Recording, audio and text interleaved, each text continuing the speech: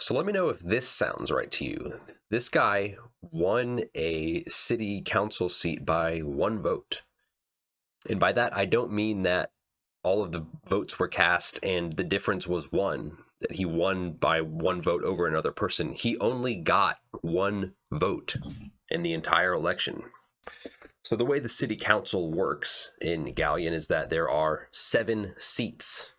I think I have that right. So there are 4 wards or districts within Galion. Each of those, northeast, southeast, northwest, southwest. And each of those areas get one representative. And then there are 3, they're called at-large seats. So anyone can run from anywhere. And then of those people running, there are 3 extra seats, I think, or maybe it's 2. But in the 3rd ward, which is the east side of Galion, the southeast side of Galion, you have no one running at all. So the ballot had the spot was on it, but there was no one to vote for. There was no bubble to fill in. There's no one to vote for in that spot. So what can you do? You can write in a candidate. And out of, so in the 4th ward, there were a total of 294 people that voted. Because there were no names, no bubbles to fill in for the council seat from that ward, most people didn't vote. There were 20 people who voted, 20 people who wrote in a name. So for 274 of the 294 people, they just didn't vote there at all. They probably didn't even know that they could write in a name or how to do that. So 20 people voted, and of those 20, 19 were considered invalid. What did they write there? I don't know, but they wrote in something, but it was considered invalid, and then one write-in vote was counted for some reason. We don't know. And that is Michael Reichert or Rickert. And it appears that he wins the race. So he wins the race on a single vote cast in his name. And that's how that is looking right now. I don't believe that result was officially validated yet. Maybe word will come in on that soon, and it's very unclear how this all is happening or what this means, how it works out this way. But one way or another, something's not right here. And I'm not suggesting that that it's rigged or anything like that, although clearly that would be one of the options. But how is it that of the 20 votes cast, 19 of them are considered invalid? So I'm guessing, and I don't know, I haven't called over to the Board of Elections yet. They have not released the secondary day 2 count or whether this will be considered a valid result or not. That hasn't come out yet.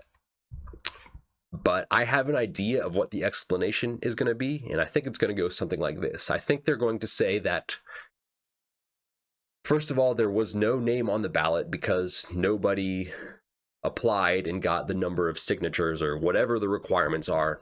Those requirements were not met.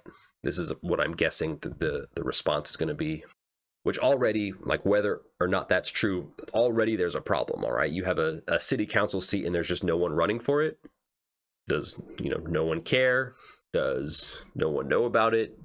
No one got the signatures? How, whatever the reason is, whatever the excuse is, it's a failure of democracy. If you have an open seat and there's just no one running and there's just no one to vote for, that's a problem. These things maybe happen from time to time, but they are not indicative of a healthy or actual democratic system. Something's gone wrong at some level. And then as to why of the 20 write-ins, only one of them counted, I don't know, but what I'm guessing they're going to say is that the Michael Reichert, for whom the vote did count, I'm guessing they're going to say that he was allowed to be voted for because he filed whatever kind of paperwork it requires to be considered a write-in candidate, but not an actual candidate, so not appearing on the ballot. And so that's the only thing that I can think of where, the rules are being followed properly and we get a result like this. But whether or not the rules are being followed properly, it's absurd for there to be an election not decided by one vote. That's crazy enough, but to be to have only one vote total. So we're going to wait to hear what the Crawford County Board of Elections has to say about this, how it shook out this way, and what's going to happen out of this. But I don't think there's any way around this being an unacceptable result.